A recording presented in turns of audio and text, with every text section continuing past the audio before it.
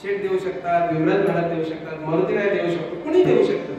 आज जर तुम्हाला 10 लाख रुपये दिले, किती दिवस चालतील?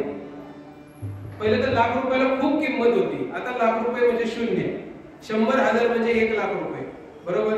250 रुपयाचं सरबत यायला लागलं, त्यावेळेला 10 रुपये सरबताचा ग्लास होता. वडापाव 5 पैशाला 3 पैशाला होता. आमचे वडील सांगतात आज तो वडापाव 20 रुपये झाला. काही काही ब्रँडेड वडापाव तर 25 आणि 30 रुपये झाले. म्हणजे काळ कुठे आहे? 1 लाख रुपये तुमच्या हातात दिले, लगेच संपले.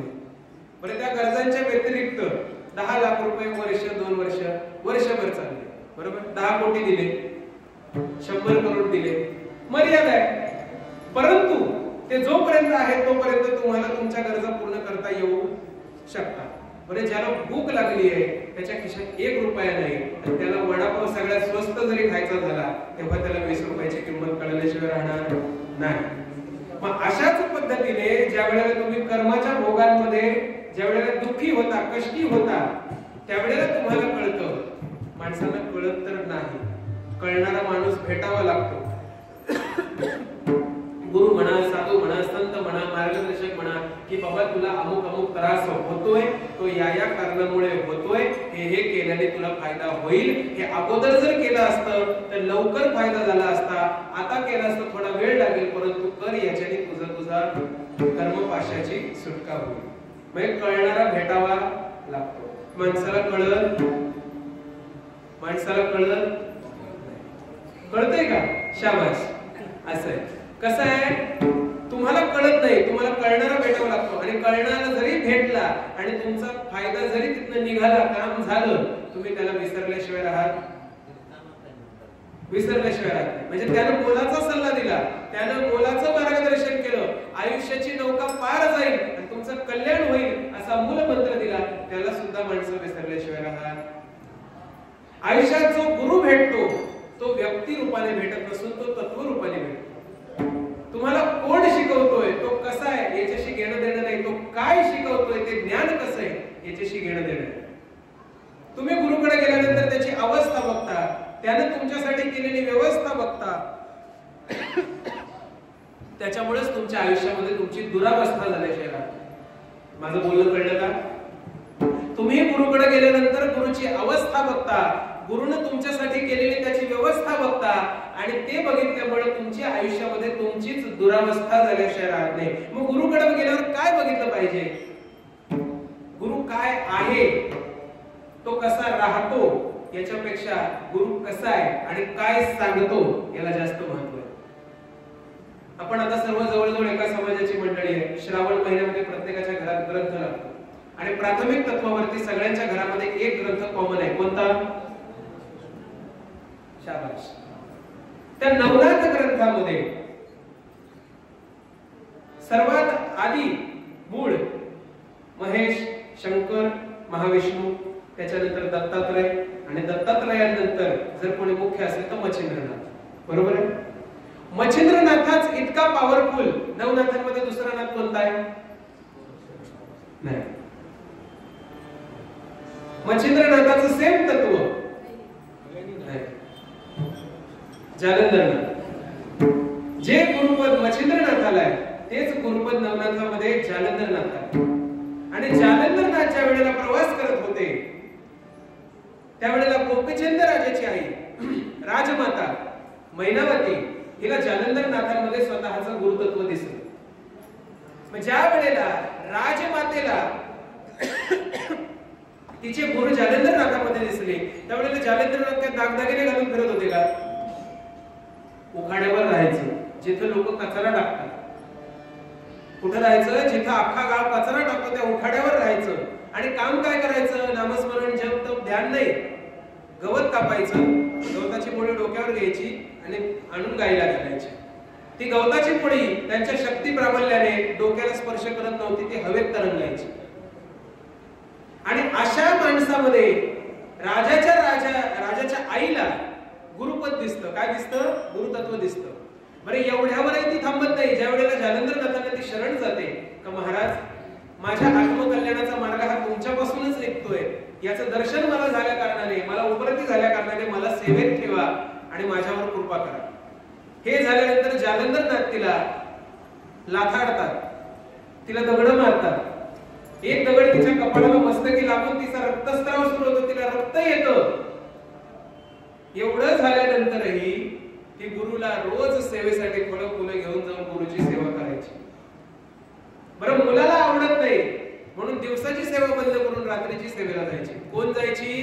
गोपीचंद राजाची आई, राजमाता, संपूर्ण साम्राज्याचं मालकीण. तिला एका गोसाव्यामध्ये गुरु दिसला. आत्ताच्या काळात जर आपण असतो आणि जालंधरनाथ आपल्या समाजात आले असते, असेच उखाड्यावर राहिले असते, मोळी घेऊन फिरले असते, आपल्याला गुरुपद दिसलं असतं का? आपल्याला गुरुपद कोणामध्ये दिसतं? ज्याचा करोडोचा आश्रम आहे, ज्याच्या मागं पुढे 700-800 गायी आहे, गुरुकुलाच्या नावावरती 1000-2000 पोरं मागं पुढे फिरताय, प्रत्येक तीर्थक्षेत्राला बिल्डिंग बांधून ठेवलेली आहे. ज्ञान काहीच सांगत नाही, फक्त प्रॉपर्टी आहे. तिथं गेल्यानंतर वारीला मला माझ्या गुरुच्या इथं जाऊन रूम मध्ये राहता येईल, हा माझा गुरु आहे म्हणून समाजात मला मिरवता येईल, अशा पद्धतीचे आपले गुरु. बरं त्यांच्यापासून काही तोटा नाही, काही दोष नाही, करा, काही हरकत नाही. दत्तात्रयांनी 24 गुरु केले. किती केले? 24. तुम्ही नका एक करू, चला एक तसा करा. दत्तात्रयांनी गुरु केलेल्या यादीमध्ये कोण कोण आहे तुम्हाला माहिती आहे का? दत्तात्रयांनी अजगराला गुरु केलं. कोणाला केलं? तुम्ही अजगर पाहिला का काठी घ्याल हातामध्ये? बरोबर आहे की नाही? दत्तात्रयांनी पिंगला म्हणजे वेश्येला गुरु केलं. बरोबर? तिला पाहिलं का आपण तोंड झापतो, अरे अरे अरे कुठं आलो आपण. दत्तात्रयांनी मडक्याला गुरु केलं. कशाला केलं? मडक, कुंभ, रांजण. दत्तात्रय पृथ्वीचे प्रजापती आहेत. काय? विष्णू नारायणाला जरी पालक तत्वाचं स्वामी केलेलं असलं तरी या पृथ्वीच्या, या ब्रह्मांडाचं पालकत्व प्रत्यक्ष स्वरूपात जर कोण बघत असेल तर भगवान दत्तात्रय बघतात. पृथ्वीचे प्रजापती वेश्येला गुरु करतात. म्हणजे एका क्षणामध्ये पृथ्वीचा काय निर्णय घ्यायचा इमर्जन्सी मध्ये जर कोण घेऊ शकतो तर दत्तात्रय घेऊ शकतात. एवढे शक्तिवान सामर्थ्यवान व्यक्ती मुंगीला, मडक्याला, अजगराला गुरु करतात. आणि आपण गुरु कसा शोधतो? मग गुरु कसा शोधला पाहिजे? तुम्हाला अजूनही सर्वात महत्वाचं सांगतो. ज्याला नुसतं बोलता येतं त्याच्याने काही उपयोग होत नाही. ज्याच्या बोलण्याने तुमचं कल्याण होईल तो खरा गुरु. ज्याच्या बोलण्याने तुम्हाला ज्ञानाची उपलब्धी होते तो खरा गुरु. बरं, जो नुसता बोलतोय आणि शास्त्राचे पुरावे देतोय तोही खरा गुरु नाही. तो स्वतःच्या आयुष्यातून किंवा स्वतःच्या लिखाणातून किंवा स्वतःच्या व्यक्तिमत्वातून त्या शास्त्राचं दर्शन तुम्हाला घडवू शकतो, याला म्हणतात गुरु. मग शास्त्राचं दर्शन म्हणजे काय? सकाळी सकाळी उठायचं, धोतर लावायचं, गंगेला अंघोळ करायची, मस्त चंदन लावायचं, ग्रंथ घेऊन बसायचं, शास्त्राचं दर्शन होत नाही. जो ज्ञानी आहे तो संतच असेल अशी गरज नाही. नाही कळलं? हजारो शिक्षक कीर्तनकार होऊ शकतात, हजारो शिक्षक कीर्तनकार होऊ शकतात, परंतु एक कीर्तनकार हजारो शिक्षक घडवू शकतो. नाही कळलं? नाही कळलं? 100 शिक्षक येऊन इथे कीर्तनकार होऊ शकतात, तिथे 100 कीर्तनकार उपस्थित राहू शकतात. का? त्यांनी पुस्तकं वाचलेली, त्यांच्या कविता पाठ आहेत, ते कुठेतरी गायन शिकले 2-3 वर्ष आणि गाऊ लागले, कीर्तन आपल्याला सांगू लागले. परंतु एक अडाणी कीर्तनकार 70-80 वर्षाचा हा आता सुद्धा 100 कीर्तनकार किंवा 100 शिक्षक एकाच जागी तयार करू शकतो. बरं, कीर्तन करणे म्हणजे काय? नवविधा भक्तीमधला एक पायरीचा प्रकार हा कीर्तन आहे, बरोबर? हे आपल्याला माहिती आहे. परंतु कीर्तनाची अवस्था काय, हे कीर्तनाचा इतिहास काय, हा कोणी निर्माण केला? नामदेव महाराजांनी निर्माण केला. आपण कुठून कुठं आलो? आपला तो एक देव करूनी, मग देव करून घ्यायचा असेल तर कोणाला शरण गेलं पाहिजे? गुरुला. मग गुरु कसा असला पाहिजे आणि मग त्याचं ज्ञान कशा पद्धतीने प्रकट झालं पाहिजे? कळतंय ना? जो ज्ञानी आहे तो संतच असेल असं नाही, परंतु संत हे ज्ञानी असल्याशिवाय राहत नाही. आपल्या आयुष्यातून दर्शन घडवून देणार असावं. मग दर्शन कसं घडलं पाहिजे? सहज उदाहरण देऊन ते तुम्हाला पटलं पाहिजे. इंग्रजी भाषा शिकली पाहिजे, आनंद आहे, परंतु तुमची मातृभाषा मराठी असल्या कारणाने विचार तुम्ही मराठीत करणार की इंग्रजीमध्ये? मराठीत केलेला विचार ज्या वेळेला तुम्ही इंग्रजीत ट्रान्सलेट करून बोलता, पटकन बोलता, समोरच्यालाही समजतं तुम्हालाही. परंतु ज्याची मातृभाषा मराठी आहे तो इंग्रजीत विचार करून ज्या वेळेला इंग्रजीत बोलायला जातो, इतिहासामध्ये त्याच्या 7 पिढ्यांमध्ये इंग्रजीचा संबंध नसल्या कारणाने त्याला धड इंग्रजी येत नाही आणि आयुष्याची 10 वर्ष सुरुवातीची ती इंग्रजीत घालवल्या कारणाने आणि मराठीपासून अंतर निर्माण झाल्याने त्याला धड मराठी सुद्धा येत नाही. माझं बोलणं कळतंय का? तुम्हाला ग्रंथ वाचता येत नाही, बरोबर? का येत नाही? ज्ञानेश्वर महाराजांनी संस्कृत पासून ज्ञान मुक्त केलं आणि प्राकृत मध्ये आणलं. एकनाथ महाराज म्हणतात संस्कृत देवांची वाणी आहे, मराठी काय चोरांची आहे का? मात्र त्यांचं म्हणणं आहे की त्यांनी मराठीमध्ये लिखाण केलं. कशात केलं? आपण कोणती भाषा बोलतो? आपले आईबाप मराठी, बरोबर? मातृभाषा मराठी. मग तो ग्रंथ आपल्याला वाचता आला पाहिजे की नाही? वाचता येतो का? नाही. ज्ञानेश्वरीची भाषा वाचलेली लोक म्हणतात खूप कठीण आहे महाराज. भागवताची, एकनाथी भागवत, म्हणजे त्यांनी जर कठीणचं सोपं केलं, ते सोपंही जर तुम्हाला कठीण वाटत असेल तर आपण आयुष्याच्या मार्गावरती, ज्ञानाच्या मार्गावरती किती मागे आहोत हे जर नीट समजून घ्यायचं असेल तर ते समजून सांगणारा माणूस जर तुमच्या आयुष्यात आला तो खरा तुमचा गुरु ठरला.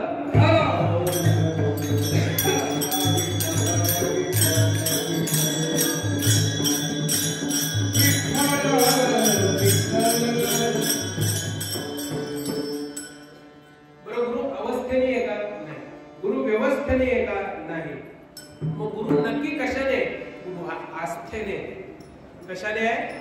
आस्थेने. तुम्ही तुमचं सर्वस्व त्याला अर्पण केल्यानंतर तुम्हाला कशा पद्धतीने सरळ करायचं हे त्याच्या हातात आहे. तुम्ही गुरुकडे जाताना ओली माती बनवून जा, तुमचं काय बनवायचं हे ते ठरवते, किंवा तुम्ही तुमच्या प्रारब्धानुसार तिथं जाऊन घडाल. आपण मडकं बनवून गेल्यानंतर गुरुकडे एकच पर्याय आहे, त्याच्यात काहीतरी ठेवायचं. आणि मडकं हे काय फक्त चांगल्याच कामासाठी वापरलं जात. त्यामुळे तुम्ही जर तुमच्या पद्धतीने गुरुकडे गेलात तर तुमचा गैरवापर सुद्धा होऊ शकतो, परंतु तुम्ही जर चांगला गुरु शोधून समर्पित झालात तर तुमचा योग्यच वापर होणार. कोणता माईचा लाल तुमचा गैरवापर करू शकणार नाही. आज शिष्यांच्या जोरावर, भक्तांच्या जोरावर गैरवापर केला जातो, धर्माचा गैरवापर केला जातो, ज्ञानाचा गैरवापर केला जातो. आपापसात भांडणं लावली जातात आणि मोठमोठी शहरं, राज्य उद्ध्वस्त होतात. आणि हा जो भयानक परिस्थितीचा प्रादुर्भाव आहे, हा जर रोखायचा असेल तर अडथळा कुठे घातला पाहिजे? आपण ज्ञान ज्या मार्गाला शोधतोय त्या मार्गाला थोडा स्पीड ब्रेकर लावला पाहिजे. मग स्पीड ब्रेकर लावायचं म्हणजे थांबायचं का? ज्ञान शोधायचं. कशा पद्धतीने शोधायचं? तुमच्या समोर पहिल्यांदा जे अवेलेबल आहे ते तुम्ही आत्मसात करा. मी तर सांगतो ज्ञानेश्वर महाराजांसारखी व्यक्ती ही पूर्ण ब्रह्मांडामध्ये कोणीच होऊ शकत नाही. 16व्या 17व्या वर्षी ज्या वेळेला हरिपाठामध्ये माऊली ज्ञान ओततात, तो हरिपाठ जरी तुम्ही डिस्क्लोज केला, त्याच्यात ती डिस्कवरी केली तर तुम्हाला ज्ञान मिळाल्याशिवाय म्हणजे राहणार नाही. एवढं ज्ञान त्या हरिपाठात आहे. ज्ञानेश्वरी तर सगळ्यांचा बाप आहे. भगवद्गीता जशी संपूर्ण ज्ञानामध्ये, संपूर्ण ग्रंथांमध्ये, संपूर्ण प्रत्येक धर्माच्या तत्वज्ञानामध्ये जर शिरोमणी असेल तर भगवद्गीता आहे. त्याच पद्धतीने भगवद्गीतेचेही 4 पावलं पुढे जाऊन महाविष्णूचा अवतार, त्यामुळे साक्षात भगवंतानेच स्वतःच्या वक्तव्याचा केलेला विस्तार ही ज्ञानेश्वरी असल्या कारणाने ही ज्ञानेश्वरी ज्ञानाचा शिरोमणी आहे.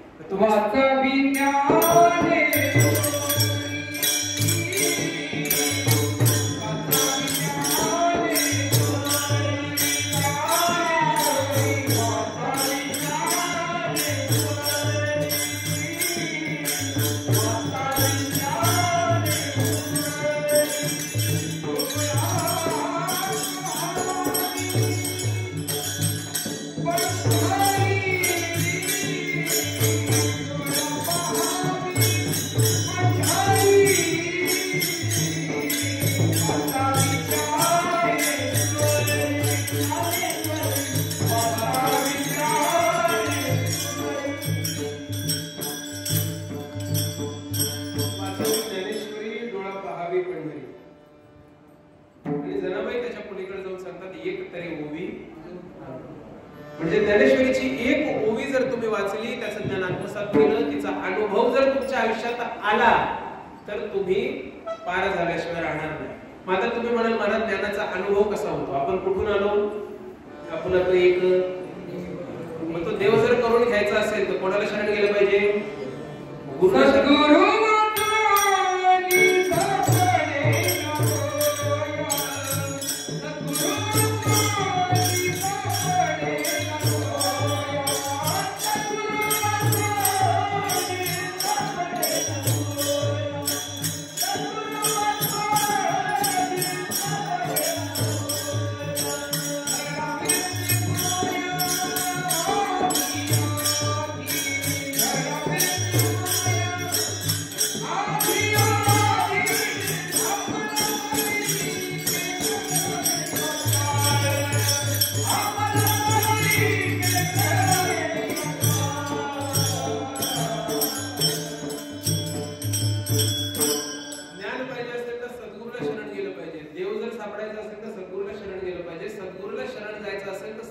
परीक्षा घेता आली पाहिजे आणि त्यांनी घेतलेल्या परीक्षेत पास होता आलं पाहिजे. त्याच्यासाठी ज्ञानाची गरज आहे. त्या ज्ञानाची कास कशा पद्धतीने पकडायची, ते ज्ञान कशा पद्धतीचं असावं हे आपण सांगितलं. बरोबर आहे की नाही? ते ज्ञान ज्या पद्धतीने आपण आत्मसात करून त्या ज्ञानाच्या मार्गावर चालवले सत्सत विवेक बुद्धीने संपूर्ण समर्पित होऊन ज्या वेळेला सद्गुरूला शरण जाऊ, त्यावेळेला पुढे येऊन जनाबाई सांगतात एक तरी ओवी. म्हणजे जे ज्ञान तुम्ही आत्मसात करताय, जे सद्गुरूला शरण जाताय, सद्गुरूच्या कृपेने जे ज्ञान तुम्हाला मिळतंय ते तुमच्या अनुभवात आलं पाहिजे. आता अनुभवात कसं काय येईल? हरिपाठातलं एक प्रमाण आहे, मागे पुढे उभा आलिया आघात.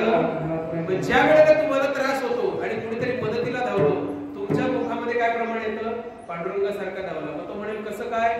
मागे पुढे उभा आणि सांभाळीत हात धरी माराया. पण समोरच्याला पटतं की हा माणूस ज्ञानी आहे आणि हे ज्ञान तुमच्या अनुभवामध्ये नाही कळलं. अजून सोप्या पद्धतीने सांगतो. बरोबर?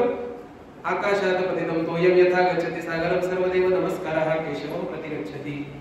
आकाशात पडलेलं पाणी, आकाशातून पडलेलं पाणी जमिनीच्या कोणत्याही कानाकोपऱ्यामध्ये पडू दे, कशाही पद्धतीने पडू दे, बर्फाच्या स्वरूपात असो, पाण्याच्या स्वरूपात असो, कशाही स्वरूपात असो, ते जाऊन मिळणार आहे समुद्राला. त्याच पद्धतीने तुम्ही ज्ञानाची कास कुठूनही पकडा. ज्ञान अशा पद्धतीने आहे, चंदनाचे हात पायही चंदनाचे हात पायही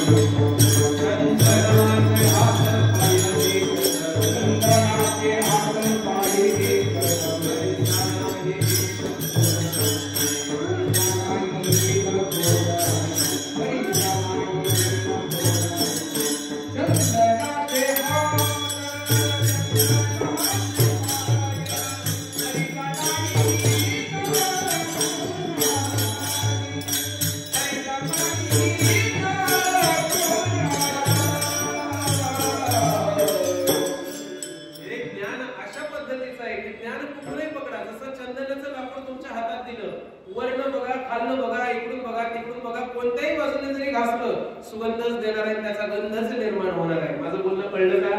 ज्ञान कोणत्याही बाजूने ज्ञानाची कास पकडा, तुम्ही हुशारीच्याच दिशेने चालणार आहे. नाही कळलं? ज्ञानाची कास कोणत्याही बाजूने पकडा, तुम्ही हुशारीच्या दिशेने चालणार आहे. हुशारीच्या दिशेने ज्या वेळेला तुम्ही चालता, त्यावेळेला माणसाचा स्वभाव असा आहे किंवा प्रकृतीचा नियम असा आहे की आपण जर एकपट हुशार असू तर आपण दुप्पट हुशाराच्या संगतीत गेल्याशिवाय राहत. कधी पाहिलंय का? जो एकपट हुशार आहे तो अर्धवटाच्या मागे लागतो? नाही. जो अर्धवट आहे तो एकपटाच्या मागे लागतो, जो एकपट आहे तो दुप्पटाच्या मागे लागतो. एकमेकाची शेपूट पकडून पुढे जाणारी माणसं आहेत. माझं बोलणं कळलं का? म्हणजे जर 5वीचा मुलगा असेल तर त्याला 7वीच्या मुलाबरोबर फिरलं तर त्याचं भलं आहे, कारण 2 वर्ष गेलेला अभ्यासक्रम त्याला आता कळेल. तो मुलगा जायला काय नाही, सोपं आहे रे. तो जर दुसरीच्या मुलाच्या नामागे लागला तर काय फायदा आहे? दुसरीच्या मुलाच्या नादाला लागणे हे वाईट नाहीये. याच्या संगतीत राहून दुसरीचा हुशार झाला पाहिजे का यानं दुसरी वाल्यासारखा अंगणवाडीचा भात खाल्ला पाहिजे? म्हणजे तुम्ही जर एकपट हुशार आहे तर तुम्ही दुप्पटच्या मागे लागलं पाहिजे, स्वतःचं कल्याण करून घेतलं पाहिजे. ज्या वेळेला तुम्ही ज्ञानाच्या मार्गाला कुठूनही चालायला सुरुवात करता, तुम्ही हुशारीच्या दिशेने चालता आणि तुमच्यापेक्षा जास्त हुशार असलेल्या शरण जाऊन त्याच्याकडे सुद्धा जाऊन पुन्हा ज्ञानच मागता. ज्याच्याकडे जाऊन ज्ञान मागता त्याला म्हणतात गुरु. आणि त्यानं जर तुम्हाला त्याला योग्य पद्धतीने ज्ञानापासून भगवंतापर्यंत पोहोचवण्याचा मार्ग सुकर करून दिला, तेव्हा त्याला म्हटलं जातं सद्गुरू. माझं बोलणं कळलं का? अशा पद्धतीने ज्ञान कुठूनही पकडा. चंदनाचे हात पायही चंदन, परिसा नाही इन कोणी.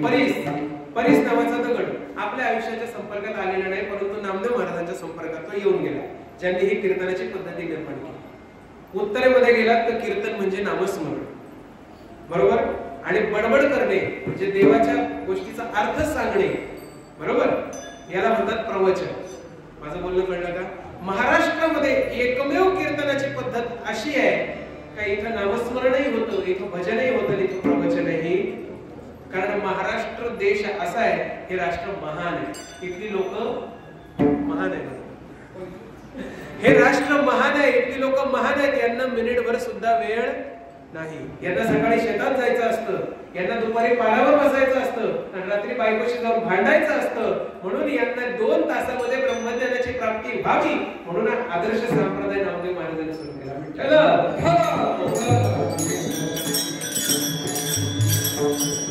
माझी मराठी थोडी कठीण आहे का? नाही ना, बरोबर आहे ना? हे महान राष्ट्र आहे, इथली लोक महान आहेत, यांना जरा सुद्धा वेळ नाही, म्हणून सोपा परमार्थ महाराष्ट्रातल्या संतांनी आपल्याला प्राप्त करून दिला. आजही तुम्हाला सांगतो, उत्तरेचा असो, पूर्वेचा असो, पश्चिमेचा असो किंवा दक्षिणेचा असो, हा ज्ञानेश्वर महाराजांचं नाव घेतलं कारण डोळ्यात पाणी आल्याशिवाय त्याच्या राहत नाही. मग तो सामान्य माणूस असो किंवा संत असो, म्हणजे मोठे ज्ञानराज माझी योग्यांची माऊली. कशामुळे योग्यांची माऊली? जेणे निगमवल्ली. निगमवल्ली म्हणजे काय? सर्व सुखाचे आगर. निगमवल्ली म्हणजे काय? हे ज्ञान, हा भगवंत सर्व सुखांचा आगर आहे, सर्व सुखरूप परमात्मा आहे, सहज तुम्हाला आणून दिला. तुम्ही म्हणा महाराज काय खोटं बोलता, काय सहज आणून दिला? तुकाराम महाराजांचं प्रमाण आहे, देव घ्या कुणी, देव घ्या कुणी, आयता आला घरकुसून. पाठीत देव घेतला, लोकांना घ्या बाबा, आता तरी तुमचं कल्याण होऊ दे. लोक काही ऐकायला तयार. तुम्ही असं समजू नका की आताच्या काळात आपणच येडे आहोत, त्याही काळात येडे होते, पुढच्याही काळात येडे जन्माला येते. मी काही इथं उभं राहिलो म्हणून काही लय मोठा शाणा झालो असं काही. इथं संपूर्ण पूर्णत्वाला प्राप्त झालेला पुरुषोत्तम जर कोण असेल तर केवळ भगवंत आहे, परमात्मा आहे. आपण केवळ आत्मे आहोत. कोणतरी कोणाच्या मागं पुढे असल्या कारणानं हा त्याला चिडवतो, तो त्याला चिडवतो. माझं बोलणं कळलं का? अशा पद्धतीने ज्ञानाच्या मार्गावर आल्यानंतर, सद्गुरूला शरण गेल्यानंतर ज्यावेळेला पुढे येता, भगवंताच्या दिशेने तुम्ही येता, त्यावेळेला तुम्हाला कळतं की हा भगवंत परमात्मा हे ज्ञान परिपूर्ण आहे आणि मी याची कास धरल्या कारणानं माझं कल्याण झालं. या गुरुमुळं, या व्यक्तीमुळे माझं कल्याण झालं. त्यामुळे भगवंत जर माझ्या दृष्टीस पडला नाही, प्रत्येकाला भगवंताचं दर्शन होत किंवा झालं तरी मला भगवंताचं दर्शन झालं, हा भगवंत होता हे कळत नाही. आणि हे ब्रह्मवाक्य समजा. हे काही कोणी सांगू शकतो, तुम्हाला देव दाखवतो, अंधाऱ्या खोलीत घेऊन जातात, लाल आणि निळ्या लाईट लावतात आणि तुम्हाला डोळे मिटून बसायला सांगतात. 15 मिनिटं एक जागी डोळे मिटून बसले का माणसाच्या डोळ्यासमोर जो तणाव निर्माण होतो, त्या लाईटिंगच्या इफेक्टमुळे तुम्हाला काहीतरी वेगळं जाणवतं आणि त्याला ध्यानाच्या मार्गाने भगवंत दाखवण्याचा प्रचार केला जातो. नाही कळलं माझं बोलणं? आम्ही तुम्हाला ध्यान शिकवून तुम्हाला भगवंताचं दर्शन घडवू, अशा पद्धतीने हॅल्युसिनेशन नावाचा जो प्रकार आहे तो घडवून लोकांना वेड्यात काढलं जातं. हा प्रकार परदेशामध्ये प्रसिद्ध होता, तो आता भारतात व्हायला लागलाय. विठ्ठल.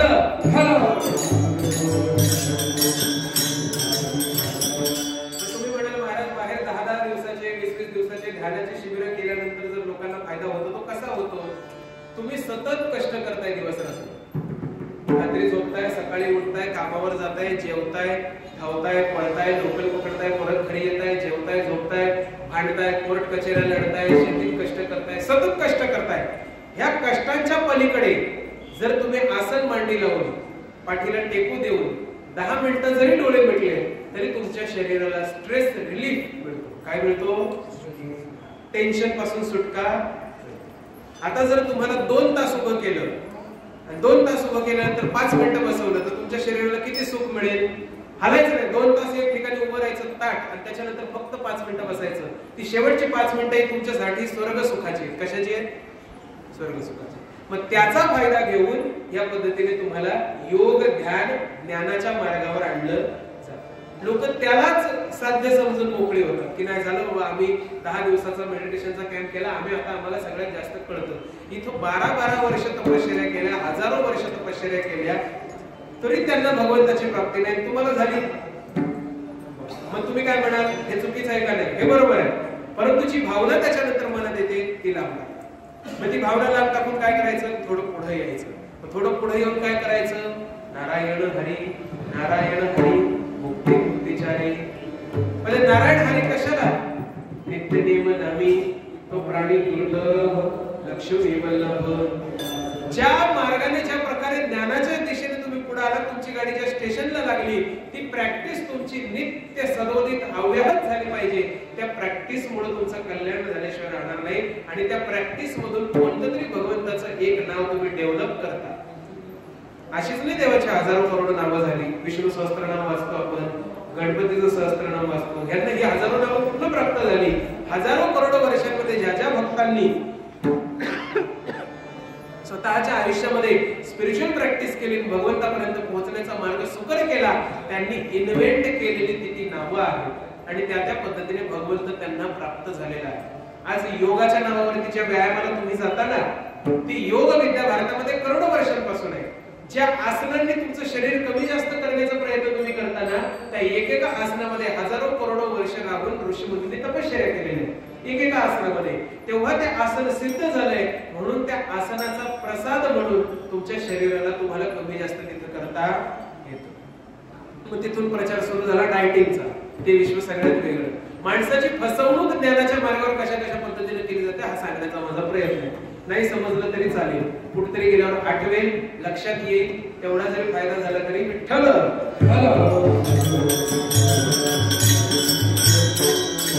त्या ध्यानाच्या मार्गावर ज्या वेळेला तुम्ही पुढे येतात, ज्या वेळेला ध्यान क्रियेमध्ये, योग क्रियेमध्ये, ज्ञान क्रियेमध्ये पुढे येतात आणि कुठेतरी हॅल्युसिनेशनच्या बाजूला जाऊन सर्व अज्ञानाचे, सर्व कष्टांचे, सर्व दुःखाचे पडदे तुमचे बाजूला सरतात, त्यावेळेला कुठेतरी तुम्हाला एक सुरंग सापडते. आणि ती सुरंग ज्या वेळेला तुम्हाला सापडते, तो तुम्ही गाठताना तिथल्या योग्य त्या दैवताला प्रसन्न करून तुमची प्रॅक्टिस तुम्ही डेव्हलप करता, त्याला म्हणतात ब्रह्मानंदी टाळी नाही कळत. इंजेक्शन ज्या वेळेला डॉक्टर हातात घेतो, आपण किती ओरडत असतो, बरोबर? किती विनाकारण त्रास झालाय का तोपर्यंत नाही झालाय. मग तो त्याच्यातलं पाणी बाहेर काढणार, हवेचे बुडबुडे बाहेर काढणार, इंजेक्शन आपल्या शरीराला लावणार, त्या सुईचा आभास आपल्या शरीराला होतो. आता आपल्याला कळतं त्रासाला सुरुवात झाली, बरोबर? ती सुई शरीरामध्ये प्रवेश केल्यानंतर आपल्याला जाणवतं ही सुई माझ्या शरीरात गेलेली आहे, आता मला हे त्रास होतोय. ते इंजेक्शन आत गेल्यानंतर या त्रासाचे हे पडदे ज्या वेळेला बाहेर होतात, इंजेक्शन बाहेर येतं, अर्ध्या तासानंतर ज्या वेळेला तुमच्या बऱ्या होण्याच्या प्रक्रियेला सुरुवात होते, त्याला काय म्हणतात? दुःखाचे, कष्टाचे, अज्ञानाचे पडदे, भवरोगाचे बाजूला गेले, तुमची टाळी लागली ब्रह्मा. या सद्गुरूने तुम्हाला इंजेक्शन मारलं, त्याचा फायदा तुम्हाला आता असा होतो की तुम्हाला ती सुरंग सापडली. मग ती सुरंग सापडली तर करायचं काय? तिथून पुढे जायचं. आयुष्य असं आहे की मागे यायला कोणताही पर्याय, कोणत्याही पद्धतीने तुम्ही मागे येऊ शकत नाही. एकदा बोलून गेले, कितीही म्हणा मी माझे शब्द मागे घेतो, ते रेकॉर्डला गेल्याशिवाय राहणार. हा, तुम्ही डिलीट करू शकता, परंतु त्या रेकॉर्ड मधून ते कधीच डिलीट होणार नाही. आज जर तुम्ही चुकून सफरचंदाच्या नावाखाली येड्या बाबळीची झाडं लावली, तरी 3 महिन्याने तुम्ही झाडं तोडायला जरी घेतली, तोडताना तुम्हाला डबल त्रास होणार आहे. नाही कळलं? कारण ती झाडं वाढलेली आहेत, काट्याची झाडं आहेत. तुम्हाला म्हणजे तुम्ही केलेली कोणतीही गोष्ट त्याच्यापासून तुम्हाला मागं येता येत नाही. मग ती सुरंग सापडल्यानंतर तुम्हाला पुढे जायचं आहे. पुढचा प्रवास कशा पद्धतीने करायचा आहे की तुम्ही ज्या दैवताला अनुकूल करून घेतलेलं आहे, आपुला सगळ्यात पहिलं आपुला तो एक तेडे जीवा सुख ब्रह्मानंदी टाळी लागली, सुखरूप परमात्मा आकलन करून घेतलं, त्याच्या दिशेने वहिवाट चालू केली. आता नित्य सत्यामीत हरिपाठ जास्त. नाही कळलं? इथं आल्यानंतर भक्तीला सुरुवात झाल्यानंतर नित्य सत्यामीत त्याची सेवा करतोय, अव्याहत त्याचं नामस्मरण करतोय. त्याच्या नामस्मरणाचा प्रभाव मला असा मिळाला का कळीकाळ माझ्या जवळ सुद्धा येत. जर एखादा पूजा करणारा, भक्ती करणारा माणूस आपल्या आजूबाजूला असेल आणि तो आपल्या बैठकीत येऊन बसला, मस्करीला सुरुवात झाली, तर 2-4 मिनिटांनंतर आपण म्हणतोय बाबा त्याला त्रास देऊ नका, तो सज्जन माणूस आहे, भक्ती करणार आहे, भजन करणार आहे, त्याला काही तुम्ही त्रास देऊ माझं बोलणं कळलं? ज्या पद्धतीने सामान्य माणसाला कळतंय का हा भक्ती करणार आहे, याची चेष्टा करणं चुकीचं आहे, एवढी सत्सद विवेक बुद्धी जर सामान्य माणसाला कळी काळाला नसेल का? ज्या वेळेला नित्य सत्य अमित हरिनामस्मरण हरिपाठ ज्या वेळेला तुम्ही करता त्यावेळेला तो कळीकाळ तुमच्यापासून दूर थोडा अंतर राखून चालतो. माणसाचे हे 2 हात जेवढे लांब जातात तेवढा बरा माणसाचा मॅक्झिमम असतो. याच्या आतमध्ये जो माणूस तुमच्या जवळ संपर्कात येईल त्याला तुम्ही आकृष्ट करून घेऊ शकता किंवा तुमच्या बोलण्याने तुमचं करून घेऊ शकता. याच्या बाहेर जर तो माणूस असेल तर तो त्याच्या विचारात आहे, याच्या आत जो असेल तो तुमच्या विचाराशी एकरूप आहे. म्हणून गुरु परंपरा चालत आहे. का? गुरुचं सानिध्य घडलं पाहिजे. गुरुचं सानिध्य कसं घडलं पाहिजे? जेवढं गुरुच्या जवळ राहता येईल, भांडी घासायला का सांगितली तरी चालेल, परंतु ज्ञान प्राप्ती झाल्याशिवाय राहणार. तेव्हा भांडी घासून झाडू मारून ज्ञान प्राप्ती होत होती. आता 10-10 वर्ष शाळेत जातात, पुस्तकाच्या नादाला लागतात, तरी सुद्धा ज्ञान प्राप्ती होत.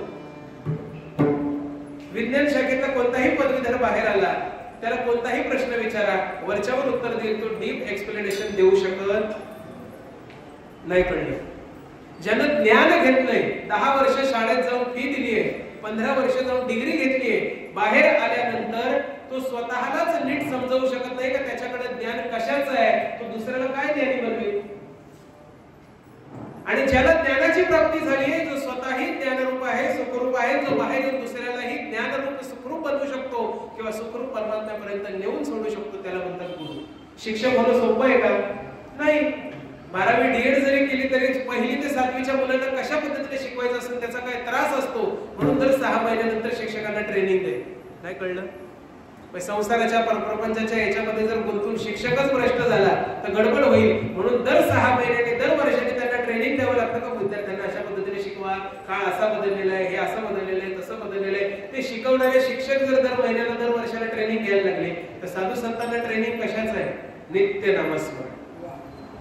त्या नित्य नामस्मरणाच्या ट्रेनिंग मध्ये साधू संत राहत असल्या कारणाने ते आपल्याला त्या मार्गावरती नेऊन सोडतात. आणि त्या नामस्मरणामुळे कळीकाळ आपल्यापासून दूर जातो. आणि कळीकाळ आपल्यापासून दूर व्हायला लागला की आपण शुद्ध आचरणामध्ये, स्वच्छ आचरणामध्ये भगवंताच्या दिशेने वाटचाल करून भगवंताचं नामस्मरण करतो. आपल्याला त्रास कमी होऊ लागतो, आनंद वाढू लागतो, परमानंदाची प्राप्ती होते की काय अशा पद्धतीची भावना. म्हणून महाराज सांगतात सदा नाम घोष करू हरी कथा तेरे माझ्या चित्तास.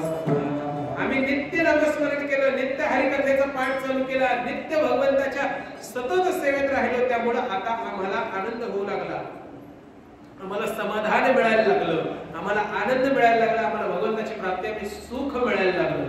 मग आता ज्या वेळेला भौतिक सुखांची प्राप्ती होते त्यावेळेला ती गौण वाटतात, ती नकोशी वाटतात. कारण सर्व सुखांचे आगर जवळ असल्या कारणाने हे गरज आहे, परंतु सतत हे जवळ ठेवलं पाहिजे असं वाटत नाही. लग्न करावं असं वाटतं, परंतु लग्न झालं तरी भजनात मंदिरात जावं असं वाटल्याशिवाय राहत नाही. का? कारण ही भौतिक आयुष्याची गरज आहे, ही संसाराची गरज आहे, ही व्यवहाराची गरज आहे. हा व्यवहार करणं ठीक आहे, चांगली गोष्ट आहे, परंतु या व्यवहाराच्या पलीकडे आत्माने परमात्मा माझा भगवंत माझ्या सोबत आहे, माझ्या गुरुची माझ्यावर कृपा आहे. म्हणून सकाळी उठल्या उठल्या आपण बायका पोरांची तोंड बघत नाही, आपण कोणाचं तोंड बघतो? देवाचं. माझं बोलणं कळलं का? नाही कळलं? सकाळी उठल्या उठल्या आपण कोणाचा फोटो, आपल्याला काय म्हणतो? नाही, इथंच फोटो लावायचा, मी उठलो तर मला दर्शन झालं पाहिजे. पण झोपताना कोणाकडे बघून झोपतो? देवाकडं. संकटात सापडल्यानंतर कोणाकडे पडतो? देवाकडं. मग जर प्रत्येक वेळेला आपल्याला माहिती आहे आपल्याला आधी अंत मध्य देवाचीच गरज आहे, तरी सुद्धा आपण भगवंतापासून लांब पडत राहतो. आता साधी गोष्ट आहे, माणसाच्या संसाराचे 4 आश्रम आहेत वर्णाश्रम पद्धतीने. ब्रह्मचर्य आश्रम, बरोबर? ब्रह्मचर्य आश्रमानंतर गृहस्थाश्रम, गृहस्थाश्रमानंतर वानप्रस्थाश्रम, त्याच्यानंतर संन्यास आश्रम. नाही कळलं? संन्यास म्हणजे प्रत्येक गोष्टीतून मुक्तता. इथं आता शिखाई नाही, सूत्रही नाही, म्हणजे जानवही नाही, शेंडी नाही, काही नाही, कोणत्याच पद्धतीचा नियम नाही. मीच आत्मा आणि माझा केवळ परमात्मा. देव, देश, धर्म याच्यासाठी आयुष्य व्यतीत करणे म्हणजे संन्यास.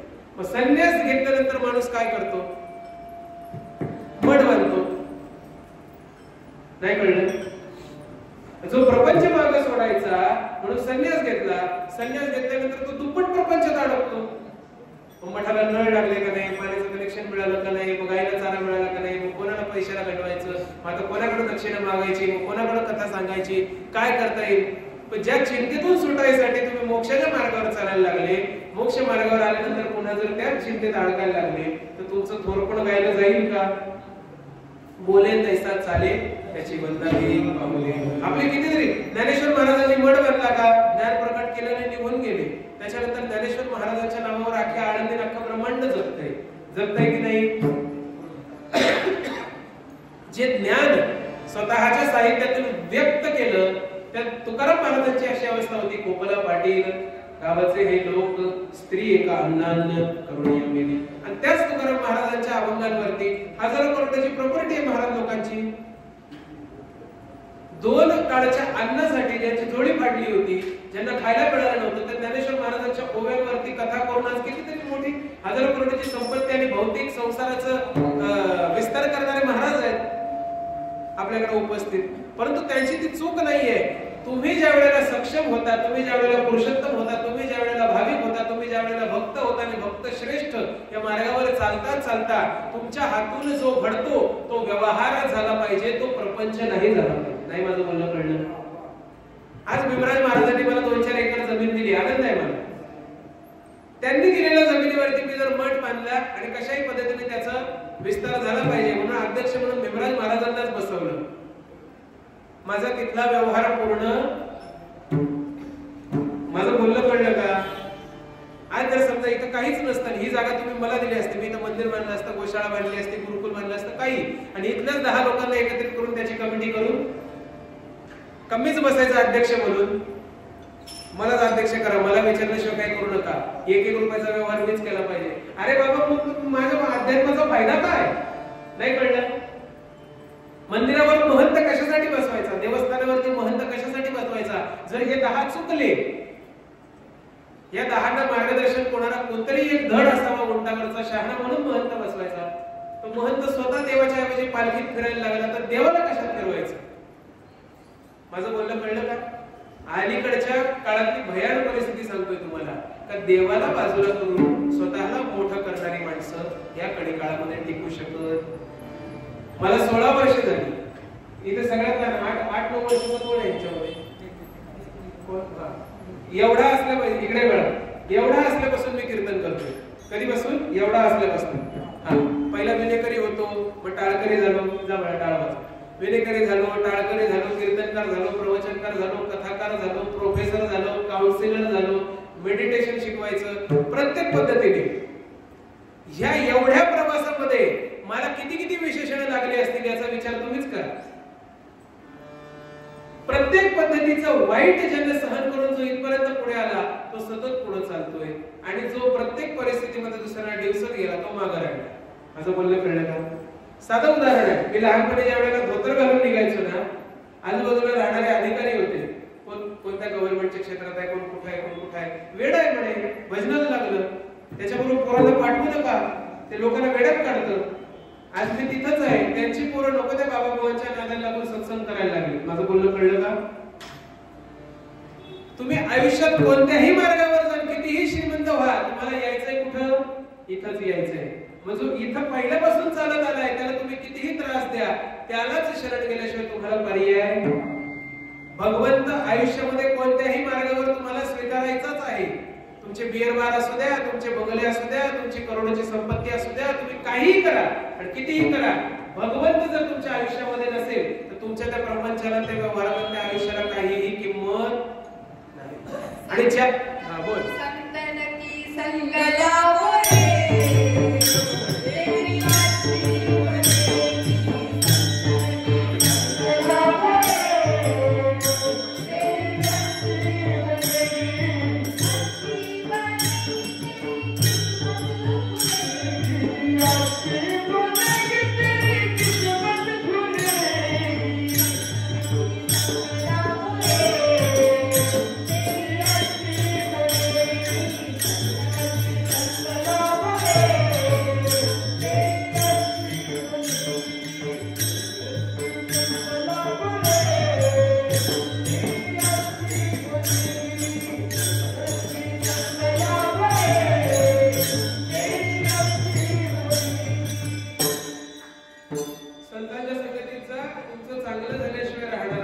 आणि या ज्ञानाच्या मार्गावर ज्या वेळेला तुम्ही पुढे येता, आयुष्यात कुठेही जा, कितीही जा, कसंही जा, आज तुम्ही सुद्धा घरातून कीर्तनाला निघत असाल तर शेजारच्या मनात येत असेल, फक्त बोलून दाखवत नाही, आली मोठी कीर्तनाला जाईल.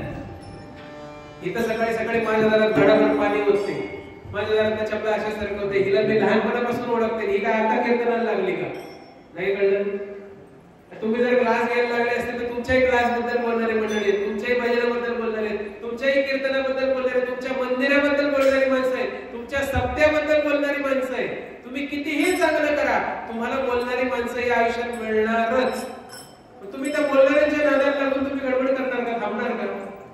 शेतकरी ज्या वेळेला सकाळी बाजारात निघतो, गाडी बांधतो, गाडीला बैल लावतो, त्या गाडीच्या मागून प्रत्येक शेतकऱ्याचं पाळलेलं एक कुत्र असतं, ते त्याच्या मागोमागं निघतं. बाजारात आल्यानंतर शेतकरी बैल सोडतो, बैलांना चारा खाऊ घालतो आणि आपापल्या बाजाराच्या मार्गाला लागतो, काय खरेदी करायची, काय विक्री करायची. कुत्रा म्हणतो मी मालकाबरोबर आलो, बैलाला खायला मिळालं, आता आपल्या पण पोटाची काहीतरी व्यवस्था केली पाहिजे. कुत्रा आपलं खायला शोधायला काहीतरी इकडे तिकडे जातं, संध्याकाळ होते, मालक येतो, गाडी झुमतो आणि परत आपल्या परतीच्या प्रवासाला घराकडे निघतो.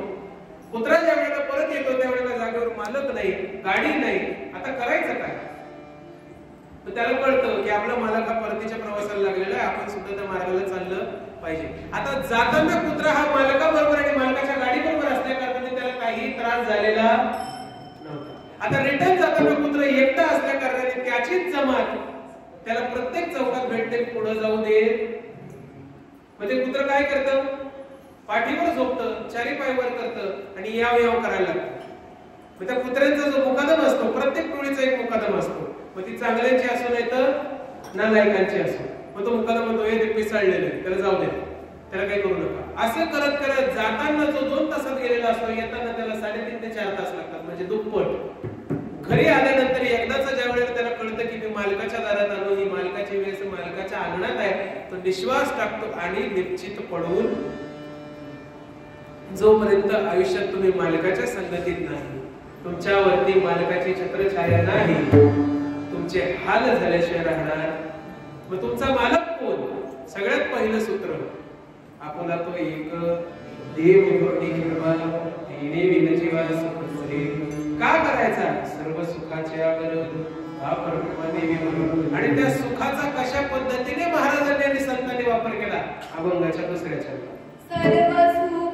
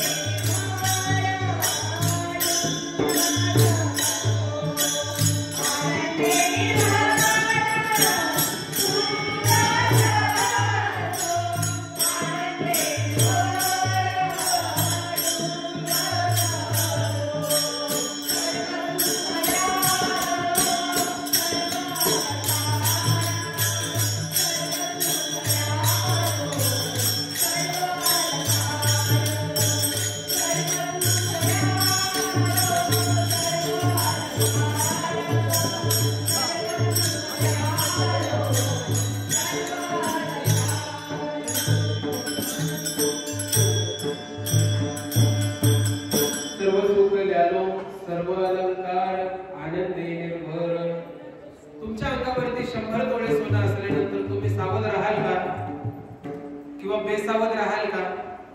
म्हणजे धड इकडेही नाही धड तिकडेही. माझं बोलणं कळलं का? म्हणजे नीटही चालता येत नाही, वाकडेही चालता येत नाही, 100 तोळे अंगात आहे, करू काय?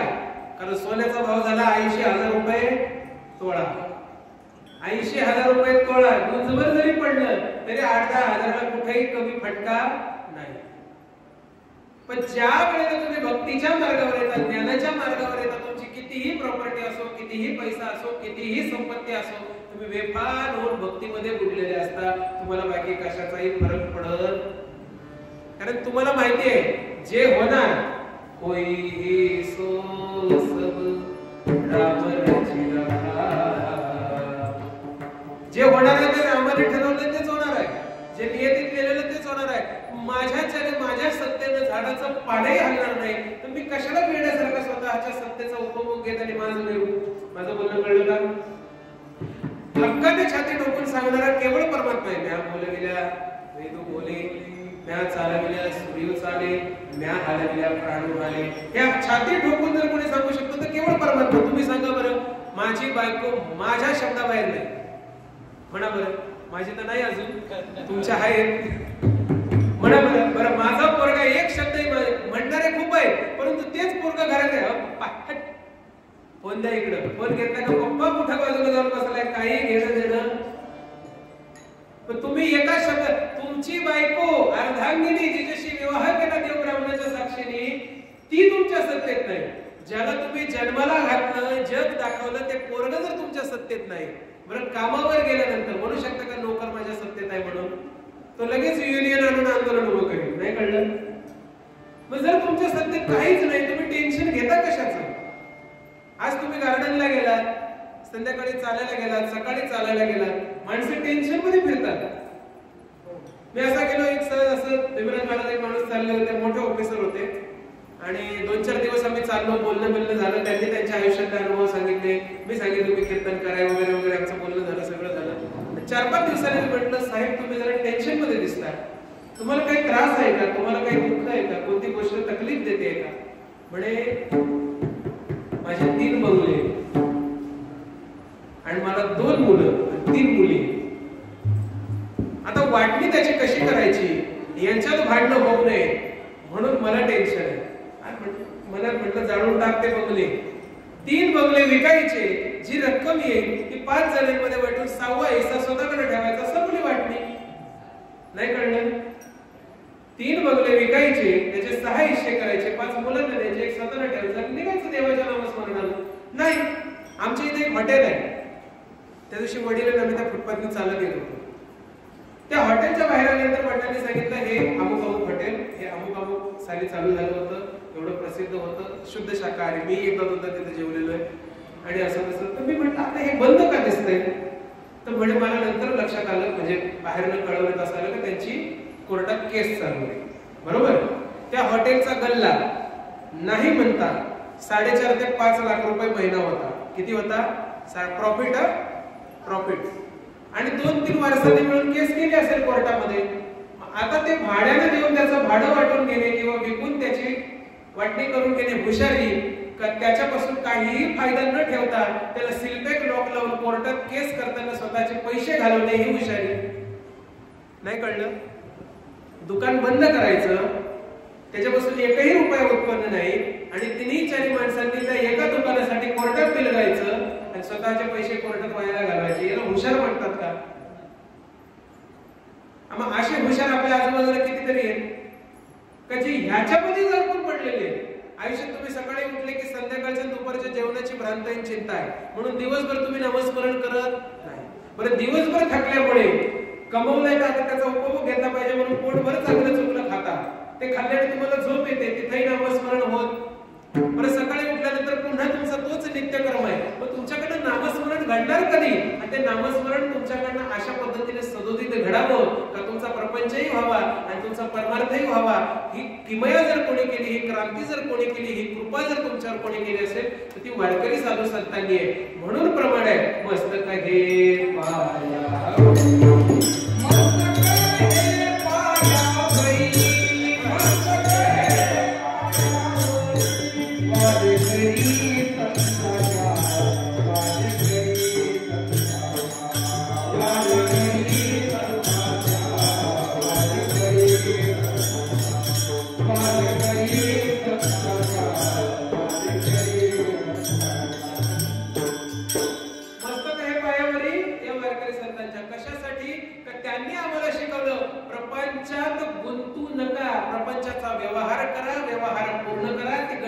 सोडवता नाही आली तरी पूर्णत्वास आणा. अकाउंटचे विद्यार्थी कोण कोण आहेत? अकाउंटचे विद्यार्थी सायन्स अच्छा 9वीला आहे. अकाउंट तुम्ही कॉलेजमध्ये शिकले असाल. बॅलन्स शीट टॅली जरी नाही झाली तरी बॅलन्स शीट पूर्ण करणे याला जास्त मार्क आहेत. माझं बोलणं बरोबर आहे की नाही? जर 15 मार्काला बॅलन्स शीट आली तर 10 मार्क ही बॅलन्स शीट भरण्याला आहे आणि 5 मार्क हे टॅलीला आहे.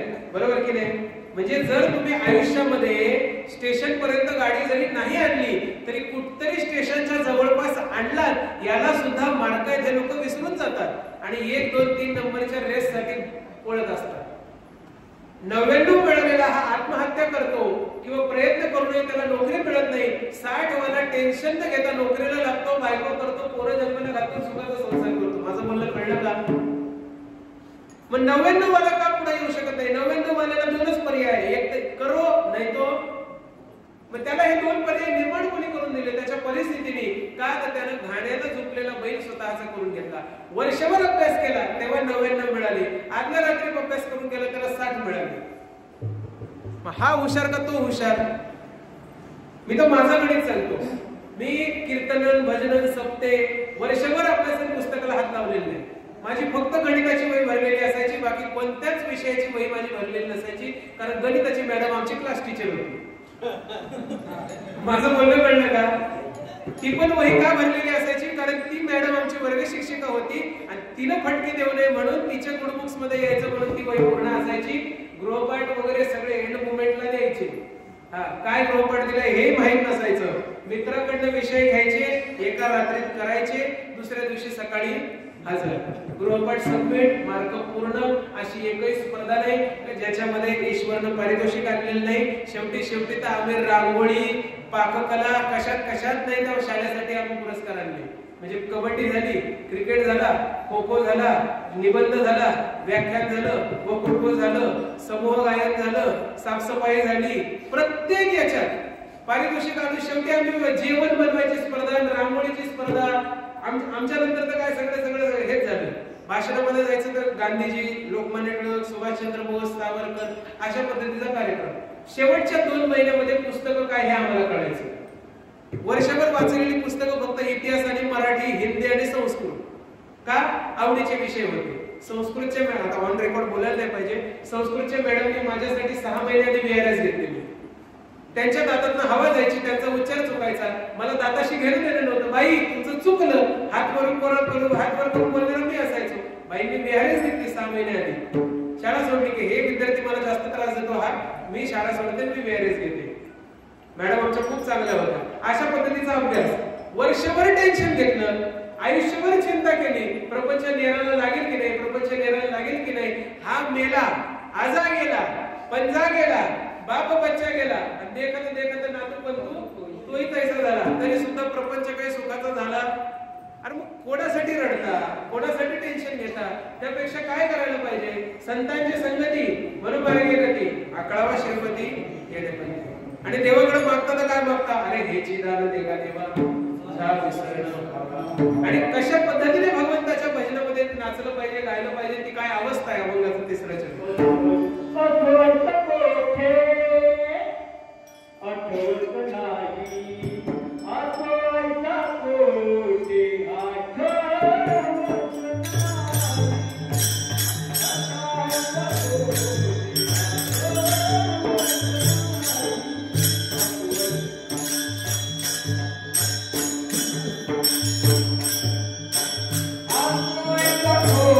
Yeah.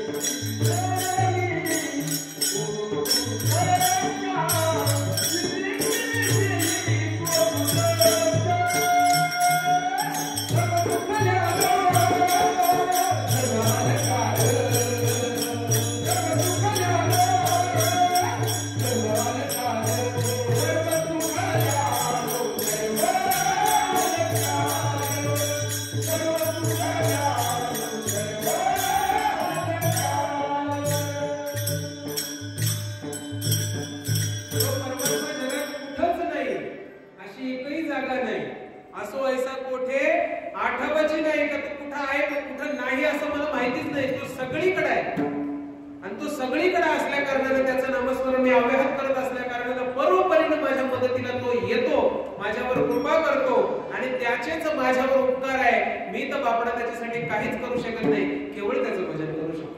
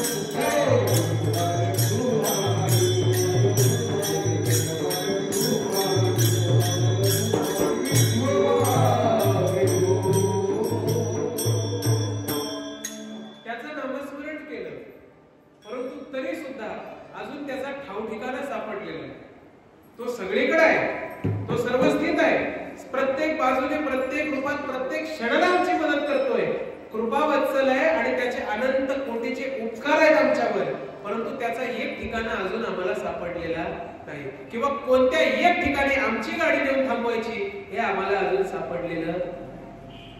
आदरणीय बाबा महाराज सांगायचे की जो अनंत शक्तिमान निर्गुण निराकार आहे तो ज्या वेळेला सगुण साकार स्वरूपात येतो त्यावेळेला त्याला आपलंसं करायचं असतं. आपल्याला माहिती आहे अनंत शक्तिमान आहे, तो माहिती आहे खूप खूप मोठा किमयागार पुरुषोत्तम परमात्मा परमावतार आहे, परंतु कोणत्या तरी एका रूपामध्ये त्याला आपलंसं केलं पाहिजे ना. तो अवतार कोणता तरी एक तो तुम्ही ठरवा का तुम्हाला कोणता जवळचा करायचा, त्या अवताराचा तुमच्याशी असलेला संबंध तुम्ही नीट करून घ्या. माझं बोलणं कळलं का? भगवंत ह्या अवतारात हा माझा आहे, मला हा असा आवडतो आणि ह्या अवतारामध्ये मला भाऊ म्हणून आवडतो, मित्र म्हणून आवडतो का मीराबाई सारखा हा सखा म्हणून, तो पती सहचर म्हणून आवडतो, कोणत्या पद्धतीने ते तुम्ही एकदाच ठरवून घ्या. आणि मग ते ठरवल्यानंतर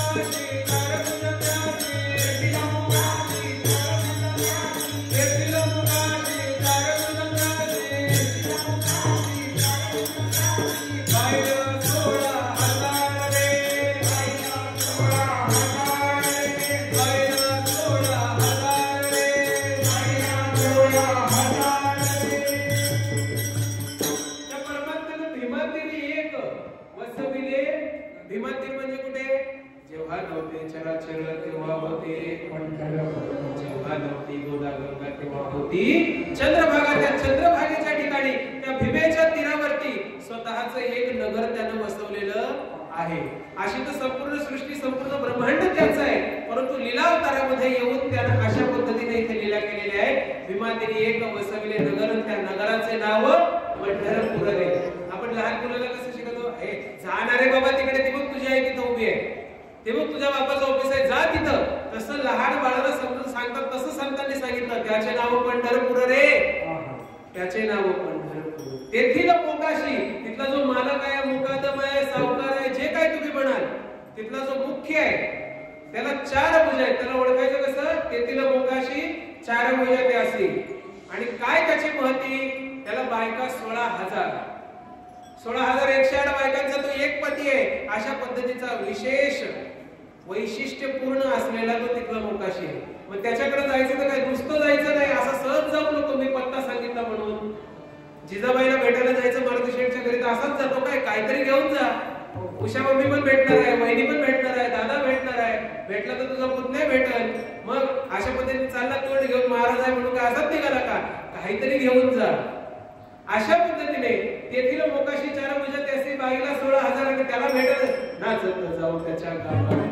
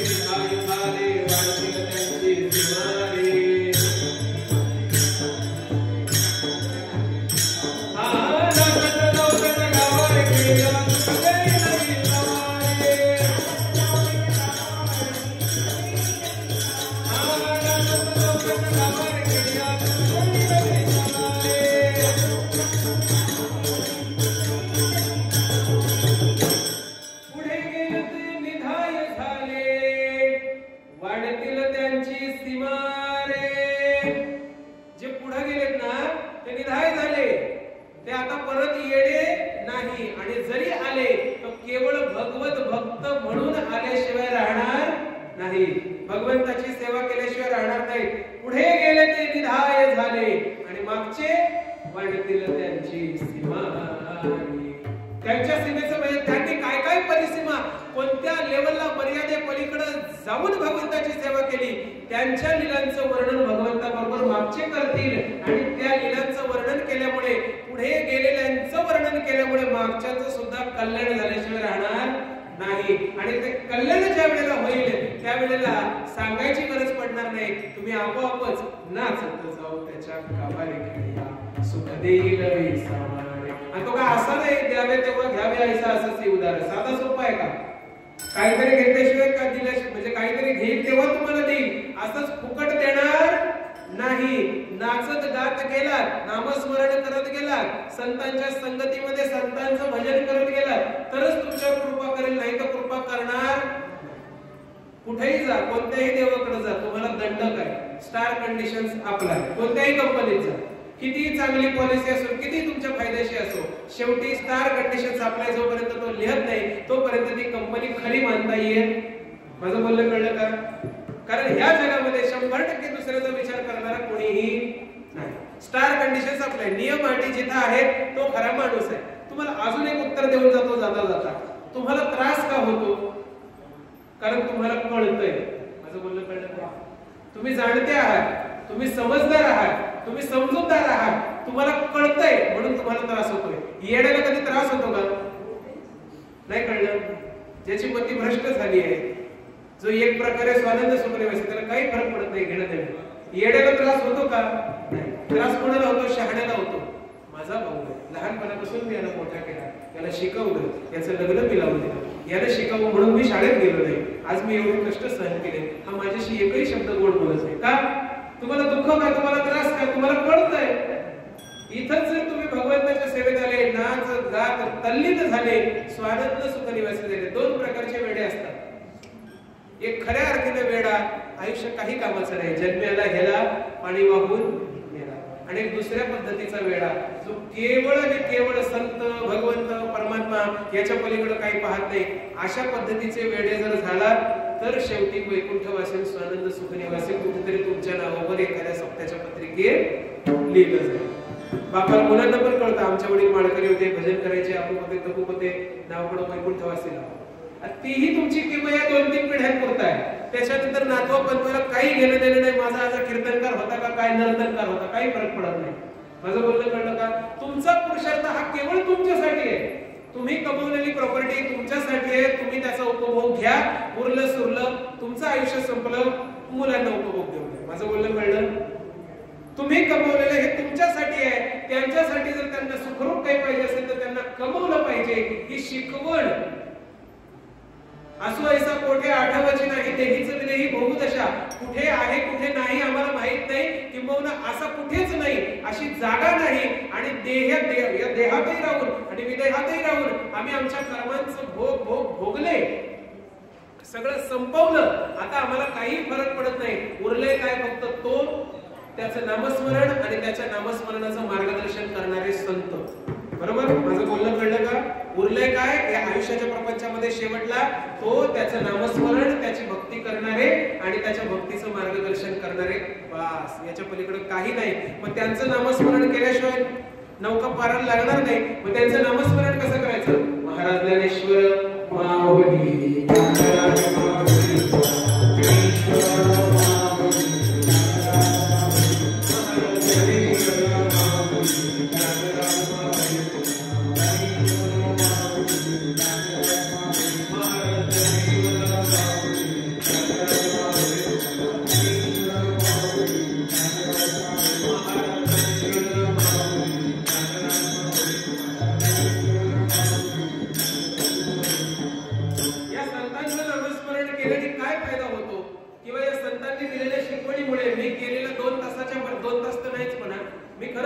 आता ते तुमचं ते 1 तास आणि 40 मिनिटं टीव्हीमुळे कीर्तन कधीच 2 तास होत नव्हतं. मला 16 वर्ष झाले मी कीर्तन करतोय. 2 तासाचं आमचं कमीत कमी आमचं कीर्तन 3.5 ते 4 तास चालायचं. किती? कमीत कमी. तो काय टाइम असायचा? विणा हातात आल्यापासून, म्हणजे माझ्या हातातनं विणा गेला तो परत विणेकरी बोललेले लेकुरे पर्यंतचा 3 ते 3.5 तास. कळलं का? त्याचा प्रसाद म्हणून माझ्या पायाला गरीबच वेल्स आहे भगवंताच्या सेवेला. असं नाही का खोटं बोलतोय म्हणून. सतत उभं राहिल्याने पायाला गाठी आलेले. परंतु एवढ्या कमीमध्ये कधी कीर्तन केलं नाही. परंतु काळाच्या बदलामुळे, तंत्रज्ञानाच्या मर्यादेमुळे ते स्वीकारलं. त्यामुळे 1 तासामध्ये तुम्हाला काहीतरी समजून सांगता येईल याची अपेक्षा ठेवू नका. किंवा तुम्हाला काहीतरी कळेल आणि मी काहीतरी कळेल असं सांगेल असंही मला वाटत नाही. परंतु यातनं जर तुम्हाला काही समजलं आणि यातून जर तुमचा फायदा झाला तर तुम्ही संतत्वाच्या मार्गाला मार्गक्रमण करता. आणि त्या संतत्वाची दशा कशी? अभंगाचं शेवटचं चरण. तुका म्हणे आधी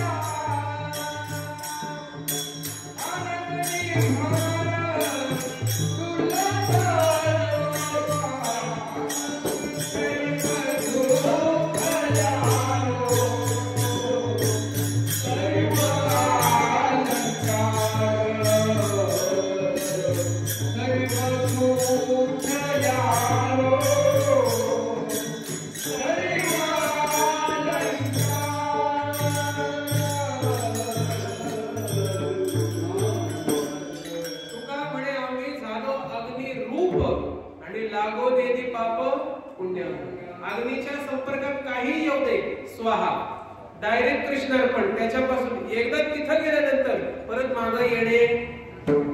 सगळ्यात सांगितलेलं अगोदरचं सूत्र काय? आयुष्याचा, नियतीचा, प्रकृतीचा नियम.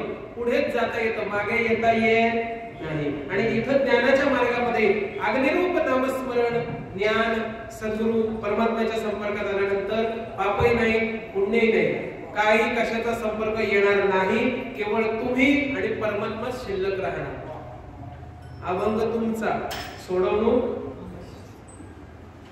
असं समजू नका मला खूप काही कळतं म्हणून सगळे कोण नाही मानत.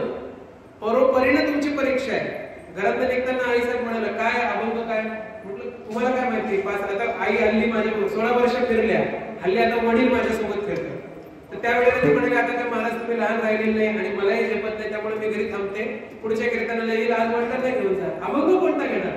म्हटलं आई साहेब तुम्ही हल्ली फिरत नाही, मी हल्ली अभंग कोणताही ठरवत नाही, घेत नाही, जागेवर जातो माणसाला सांगतो द्याल तो अभंग, करील ते चिंतन. ही खरी कीर्तन करायची परीक्षा आहे. तो सोडवता आला पाहिजे. तुम्हाला कळो अथवा न कळो, मी माझ्या पद्धतीनं मोकळा झालो. मी आयुष्यभर पैसे कमवले, मग भलेही मी ताडदेव मध्ये राहून घेईन, नाही तर गोरेगाव मध्ये घेईन, कुठेतरी राहायला खोपा माझ्या मुलाला करून दिला, माझं कर्तव्य संपलं. मुलाच्या अपेक्षेप्रमाणे मी माझं आयुष्य जगू शकल, माझ्या पद्धतीने मी माझं आयुष्य जगलो. माझा मिळाल्या पडत्या फळाची आज्ञा भगवंताचा प्रसाद म्हणून तो अभंग घेतला, तो सोडवला.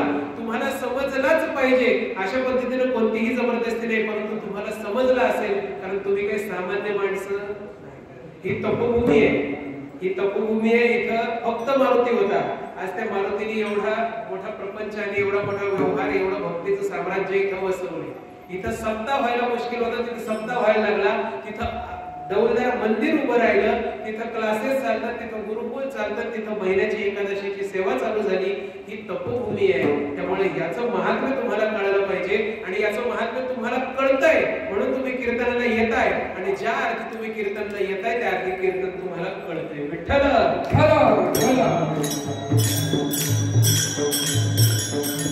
अशा पद्धतीने पायाच्या प्रसादे काही बोलिलो विनोदे मज क्षमा करणे संती नवे अंगभूत युक्ती नवे नवे हा उपदेश तुमचे बडबडिलो शेष तुमच्या कृपेचे पोसण्याचे भोजन तुका म्हणे. अशा पद्धतीने ही सेवा झाली. काही चूक झाली असेल तर माफ करा. आज्ञानी बाळे दादा मला म्हणाले मला सांभाळून घ्या. म्हटलं तुम्हीच मला सांभाळून घ्या, मी लय सामान्य माणूस आहे. असाच आशीर्वाद माझ्याकडे असू द्या. अशीच भगवंताची सेवा करा. केवळ आणि केवळ तुमच्या आयुष्याचा आदी मध्य अंत भगवंतच असला पाहिजे आणि पुढे जात राहा. देव कल्याण केल्याशिवाय राहणार नाही. मी सांगतोय म्हणून कोणी शहाणा आणि तुम्ही ऐकताय म्हणून कोणी कमी असं नाहीये. हा वारकरी संप्रदाय इथं झाडू मारणाऱ्यापासून मुंगी ते ब्रह्मदेवापर्यंत प्रत्येकाला समान अधिकार आहे आणि प्रत्येकाची समान जागा आहे. हा संतांचा प्रसाद आहे. तुमच्यापर्यंत पोहोचवण्याचा प्रयत्न मी केला. त्या संतांचं, त्या भगवंताचं तुम्ही भजन केलं, त्याबद्दल तुम्हाला साष्टांग दंडवत करतो. कारण माझ्या भगवंताचं नामस्मरण जो करतो तोच मला आवडतो आणि तुम्ही देवाचं नामस्मरण करून ऐकून घेता तुमच्या चरणी साष्टांग दंडवत. अशा पद्धतीने आजची कीर्तन सेवा त्या ठिकाणी भीमराज महाराजांच्या कृपेने, मारुती शेठच्या कृपेने, सीताराम मोहनच्या आशीर्वादाने, तुम्हा सर्वांचे आमच्या गजाबाई महाराज आहेत, लहान मुलं आहेत, हे महाराज आहेत, सप्त्यामध्ये आमच्या उभे असतात. महाराजांचं डोळ्याचं ऑपरेशन झाले तरी सुद्धा पेटीवर बसलेले आहेत. म्हणजे महाराज काही कमी ज्ञानी नाही. आमचा दादा पकवाजावर बसले, आमचे विडेकरी महाराज आहेत. तुम्ही सर्व मंडळी, तुम्हा सर्वांच्या चरणी साष्टांग दंडवत आणि तुमच्याच रूपामध्ये मी मारुतीराय बघतो. अशा पद्धतीने माझा साकार मारुतीराय आमच्या मारुती शेठ उगले यांच्या चरणी साष्टांग दंडवत सेवेला पूर्ण करा. विठ्ठल जय जय जय